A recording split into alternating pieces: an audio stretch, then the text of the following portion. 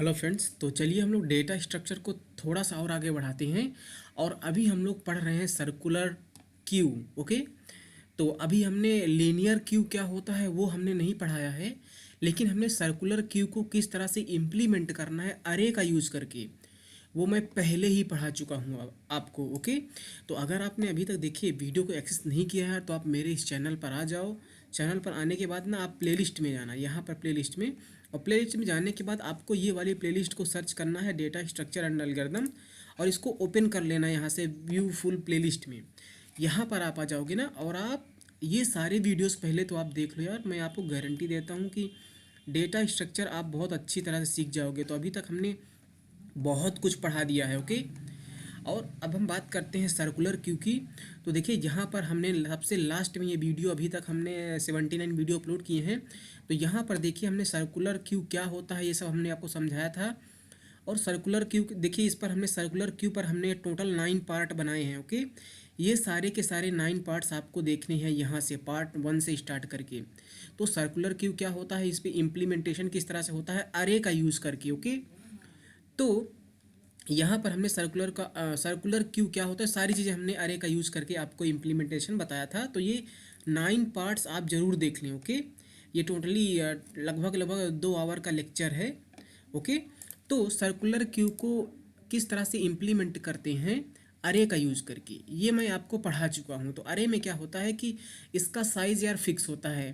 तो जब अरे हमारा फुल हो जाता है तो उसके बाद हम एलिमेंट्स को इंसर्ट नहीं कर पाते हैं। हालांकि सर्कुलर क्यू को बहुत लोग ऐसे गोला गोला करके पढ़ाते हैं, वो चीज़ें हमने आपको यहाँ पर नहीं बताई है। ओके, और जब मैं ये वीडियोज एक्सप्लेन कर रहा था यार, तो हमने यहाँ पर यार सर्कुलर क्यू का नाम नहीं लिया था, थोड़ा सा मिस्टेक हो गया था। लेकिन सर्कुलर क्यू की जो भी फंक्शनैलिटी होती है वो सारी चीज़ें हमने यहाँ पर कवर की है। ओके, तो यहाँ पर ये सर्कुलर क्यू वाला आप पहले पूरा वीडियोज़ देख लें। आज हम सर्कुलर क्यू को इम्प्लीमेंट करेंगे डायनेमिक अरे का यूज़ करके, है ना। तो डायनेमिक अरे क्या होता है आपको वो सब चीज़ें पता होना चाहिए। अगर आपने स्टैक का हमारा वीडियो देखा है तो हमने स्टैक में आपको बहुत कुछ सिखाया था। हमने सिखाया था कि स्टैक को किस तरह से इम्प्लीमेंट करते हैं अरे का यूज़ करके, है ना। और इस पर हमने वीडियोज़ अपलोड किए थे। फिर उसके बाद हमने आपको सिखाया था कि स्टैक को किस तरह से इम्प्लीमेंट करते हैं डायनेमिक अरे का यूज़ करके। तो डायनेमिक अरे में क्या होता है, जब भी हमारा अरे फुल हो जाता है तो हम एक नया अरे बना देते हैं डबल साइज़ का, और पुराने वाले अरे का पूरा पूरा एलिमेंट हम नए वाले अरे में कॉपी कर देते हैं, है ना। तो ये चीज़ें आपको पता होंगी अगर आपने स्टैक वाला वीडियो देखा है। जब मैं स्टैक पढ़ा रहा था आपको, तो स्टैक को किस तरह से इम्प्लीमेंट करना है अरे का यूज़ करके वो पढ़ाया था। उसके बाद हमने आपको यहाँ पर सिखाया था स्टैक को किस तरह से इम्प्लीमेंट करते हैं डायनेमिक अरे का यूज़ करके। और उसके बाद हमने आपको सिखाया था स्टैक को किस तरह से इम्प्लीमेंट करते हैं लिंक्ड लिस्ट का यूज़ करके। उसी तरह से सेम प्रोसीजर में मैं आपको सर्कुलर क्यू भी पढ़ाऊंगा कि सर्कुलर क्यू को हम लोग अरे का यूज़ करके किस तरह से इम्प्लीमेंट करते हैं, वो हमने आपको यहाँ पर बता दिया। अभी हम देखने वाले हैं सर्कुलर क्यू को हम लोग किस तरह से इम्प्लीमेंट करेंगे डायनेमिक अरे का यूज़ करके, है ना। इसको हम सर्कुलर क्यों बोलते हैं, क्योंकि देखिए क्या होता है कि जैसे हमें ये पता है इसमें सर्कुलर क्यू में कि जो इंसर्शन होता है वो रेयर में होता है, और डिलीशन जो होता है वो फ्रंट पे होता है। तो फ्रंट को अगर हमने डिलीट कर दिया तो हमारा फ्रंट एक आगे बढ़ जाता है ना। और जब इंसर्ट के केस में रेयर हमारा लास्ट वाले ब्लॉक का इंडेक्स हो जाता है रेयर में, फिर से हमें इंसर्ट करना होता है, तो हम लोग रेयर को 0 कर देते थे, है ना। अगर आपने ये वाला देखिए देखा है वीडियो तो आपको पता होगा कि सर्कुलर क्यू किस तरह से वर्क करता है। तो बेसिकली जो ये हम लोग क्या करते हैं, रेयर को, जब रेयर का जो वैल्यू होता है वो लास्ट इंडेक्स के बराबर हो जाता है, और शुरू में हमारे अरे के शुरू में कोई खाली जगह होती है, तो हम अपने रेयर को इंडेक्स नंबर 4 से कम करके 0 कर देते थे। तो हम लोग इंसर्शन पहले से स्टार्ट कर देते थे। तो क्योंकि यहाँ पर हम लोग सर्कुलर फैशन में एलिमेंट्स को इंसर्ट कर रहे थे, है ना, इसीलिए हम उसको बोलते हैं सर्कुलर क्यू, है ना। लीनियर क्यू भी होता है एक, अगर मैं आपको उसको भी आगे थोड़ा सा उसका डेमो दूंगा। लेकिन अगर आपको सर्कुलर क्यू समझ में आ गया, स्टैक समझ में आ गया, तो लीनियर क्यू को इम्प्लीमेंट करना बहुत ही ईजी है ना। जब मैं आपको सर्कुलर क्यू पढ़ा रहा था अरे का यूज़ करके, तो वहाँ पर बस हमने सर्कुलर वर्ड का यूज़ नहीं किया था, सर्कुलर वर्ड हमने बोला नहीं था, उसको हमने क्यू यूज़ करके पढ़ा दिया था। हमने बोला था क्यू को किस तरह से इम्प्लीमेंट करेंगे अरे का यूज़ करके ये वाले वीडियोज़ में, लेकिन एक्चुअल में ये सर्कुलर क्यू है। ओके, क्योंकि यहाँ पर जो एलिमेंट को हम इंसर्ट कर रहे हैं तो रेयर में इंसर्ट करते हैं, लेकिन अगर डिलीट जब करते हैं तो फ्रंट से करते हैं। तो मान लीजिए हम लोग 3 को डिलीट कर दिया, 4 को डिलीट कर दिया, तो जो फ्रंट की वैल्यू होगी वो 2 हो जाएगी। और रेयर की वैल्यू मान लो अगर 4 है तो यहाँ पर हमारे पास 2 खाली स्पेस है, तो रेयर की वैल्यू हम लोग 4 से 0 कर देते थे। फिर से हम लोग यहाँ से आके हम लोग क्या करते थे, हम लोग यहाँ से डिक्रीज करके रेयर की वैल्यू या 0 कर देते थे। तो इंसर्शन हम लोग यहाँ से फिर से स्टार्ट कर देते थे। तो ये सर्कुलर माइनर बन जाता है ना, सर्कुलर बन जाता है ना, इसीलिए इसको बोलते हैं circular queue. Okay, I hope कि आपको ये समझ में आ गया होगा। अब चलिए हम सर्कुलर क्यू को इम्प्लीमेंट करते हैं डायनेमिक अरे का यूज करके। तो इसमें क्या होता है, देखिए डायनेमिक अरे होता क्या है कि जैसे मान लीजिए अभी आप ये सिचुएशन देखिए, इनिशियल में जो हमारा अरे का साइज़ है वो 5 है। ओके, अब क्योंकि इसका साइज़ है, अभी आप फ्रंट की वैल्यू 0 है, रेयर की वैल्यू 4 है, तो हमारा ये पूरा पूरा जो अरे है 5 साइज़ का वो फुल हो गया है। तो अब हम इसमें एलिमेंट को फर्दर इंसर्ट नहीं कर सकते।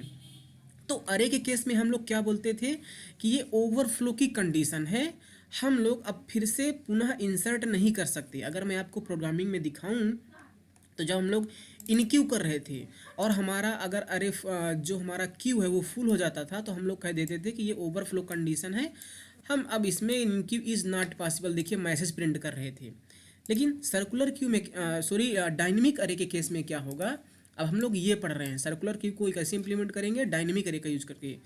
तो हमारे पास ओवरफ्लो की कंडीशन नहीं आएगी। जब भी ओवरफ्लो की कंडीशन आएगी हम लोग क्या करेंगे कि अभी हमारे जो अरे का साइज़ है वो क्या है 5 है, तो जब भी ओवरफ्लो वाली कंडीशन आएगी हम लोग क्या करेंगे कि इस अरे का साइज़ डबल कर देंगे। अभी इसका देखिए साइज़ 5 था, इसका साइज़ हमने 10 कर दिया है ना। तो 10 करने का मतलब यह है कि हम एक नया अरे बना देंगे, और जो हम नया अरे बनाएंगे तो जो पुराना वाला अरे था उसके पूरे पूरे एलिमेंट को नए वाले अरे में कॉपी करेंगे, और कॉपी हम 0 इंडेक्स से स्टार्ट करेंगे। तो इस केस में देखिए अगर फ्रंट की वैल्यू 0 है, रेयर की वैल्यू 4 है, तो ये वाला अरे हमारा फुल हो गया। अब अगर मुझे कोई एलिमेंट इंसर्ट करना है तो मुझे एक नया अरे बनाना पड़ेगा 10 साइज़ का। तो मान लीजिए हमने ये अरे बनाया 10 साइज़ का, और इसके एलिमेंट्स को हमें कॉपी करना है। तो ध्यान रखना हम लोग फ्रंट से कॉपी करना स्टार्ट करेंगे, रेयर तक जाएंगे। तो 3 को मुझे यहाँ पर कॉपी करना पड़ेगा, है ना। फिर उसके बाद 4 को मुझे यहाँ पर कॉपी करना पड़ेगा, उसके बाद मुझे 2 को यहाँ पर कॉपी करना पड़ेगा, फिर 1 को यहाँ पर कॉपी करना पड़ेगा, और 5 को यहाँ पर कॉपी करना पड़ेगा, इस तरह से। तो नया हमने क्या काम किया कि नया अरे बनाया, नया अरे बनाने के बाद पुराने वाले अरे के सारे एलिमेंट्स को यहाँ पर कॉपी कर दिया। उसके बाद मुझे क्या करना पड़ेगा कि जो ये अभी ए आर आर है, ये ए आर आर इस वाले अरे को नहीं, इस वाले अरे को पॉइंट करना चाहिए, है ना। देखिए जो ए आर आर पॉइंटर है उसका एड्रेस अब इस वाले नए जो अरे बना उसका एड्रेस ए आर आर में जाना चाहिए। उसके बाद मुझे क्या करना पड़ेगा, उसके बाद मुझे कैपेसिटी की जो वैल्यू है वो डबल हो गई, तो 5 से इसे मुझे 10 करना पड़ेगा, है ना। फिर मुझे फ्रंट क्या करना पड़ेगा, फ्रंट को हमें फिर से इस वाले अरे के अकॉर्डिंग करना पड़ेगा। इस वाले अरे में जो फ्रंट है वो क्या है 0 है, तो पहले भी 0 था अब भी 0 ही रहेगा, तो मैं इसको 0 कर दे रहा हूँ। रेयर की वैल्यू क्या होगी, रेयर की वैल्यू 4 होगी, तो पहले भी 4 था अभी भी 4 है। तो इस तरह से मुझे ये सारे काम करने हैं, है ना। अब आप मान लीजिए, आप ऐसा कुछ सिचुएशन इमेजिन करिए कि मान लीजिए हमारा जो ये फ्रंट है, मान लीजिए हमारा जब देखिए ये वाला जब हमारा क्यू फुल होगा तभी हम ये काम करेंगे। मान लीजिए हमारा जो फ्रंट है उसकी वैल्यू है 2, ओके, और जो रेयर है, और जो रेयर है उसकी वैल्यू आप मान लीजिए उसकी वैल्यू 1, इस तरह से। तो क्या इस केस में भी हमारा ये वाला अरे फुल है, बिल्कुल। अगर हमारे फ्रंट की वैल्यू 2 है, यहाँ पर रेयर की वैल्यू 1 है, तो हमने क्या किया है कि इंसर्ट करते करते हमारे पास खाली जगह थी, तो हम फ्रंट रेयर को पहले 0 कर दिया, 0 में हमने इंसर्ट किया 3, फिर 1 इंडेक्स पर हमने इंसर्ट कर दिया 4, तो इस तरह से हमारा अरे फिर से फुल हो गया। तो ये सर्कुलर वाली कंडीशन हम ले रहे हैं। पिछली बार हमने आइडल कंडीशन ली थी, इस बार सर्कुलर वाली कंडीशन है ना। तो फ्रंट की वैल्यू अगर 2 है, रेयर की वैल्यू 1 है, तो भी हमारा अरे फुल है। तो इस बार जो हम कॉपी करना स्टार्ट करेंगे वो कैसे करेंगे, फ्रंट से स्टार्ट करेंगे। फ्रंट कहाँ है, यहाँ पर है, 2 से। तो पहले हम इस वाले, जस्ट अ सेकेंड, मैं एक काम करता हूँ, मैं एलिमेंट्स को यहाँ पर जो हमने लिखा है इन एलिमेंट्स को मैं ना डिलीट कर लेता हूँ। तो हमने यहाँ पर एलिमेंट को डिलीट कर लिया। अब इस बार हम कॉपी कैसे करेंगे, हम फ्रंट से चालू करेंगे। तो जो 2 है वो यहाँ पर कॉपी हो जाएगा, है ना। फिर जो 1 है वो यहाँ पर चला जाएगा, फिर जो 5 है यहाँ पर चला जाएगा। उसके बाद हम आ जाएंगे 3 पर, तो 3 को यहाँ पर कॉपी करेंगे, 4 को यहाँ पर कॉपी करेंगे। इस तरह से हम कॉपी करेंगे, हमेशा हम फ्रंट से चालू करेंगे और रेयर तक जाएंगे, इस तरह से कॉपी करेंगे।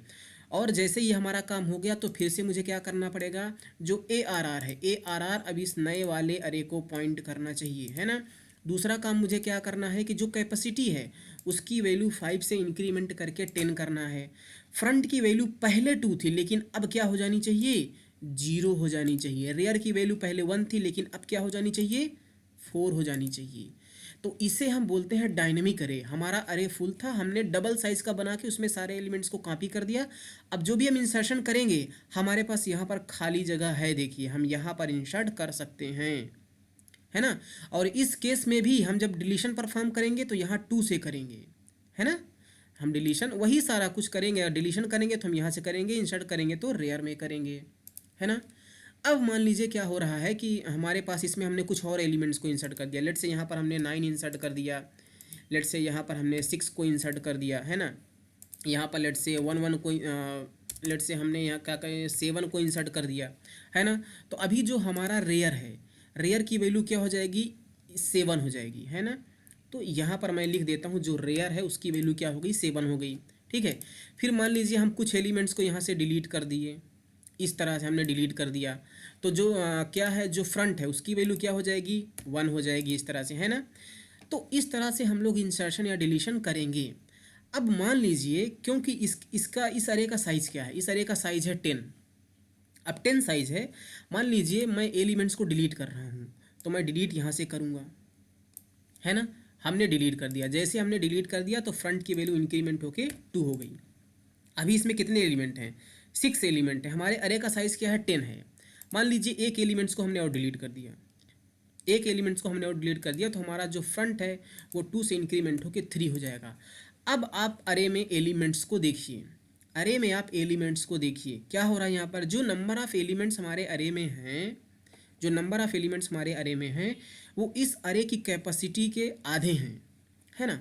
तो यार मैं एक काम कर सकता हूँ, जिस तरह से हमने अरे के साइज़ को डबल किया था क्योंकि मुझे और सारे एलिमेंट्स को इंसर्ट करना था, उसी तरह से हम क्या करेंगे, जब हम DQ परफॉर्म कर रहे हैं तो हम ये भी चेक करेंगे कि कहीं अगर हमारे इस अरे में नंबर ऑफ़ एलिमेंट जो बचे हैं वो हमारे इस अरे की कैपेसिटी के आधे तो नहीं हैं।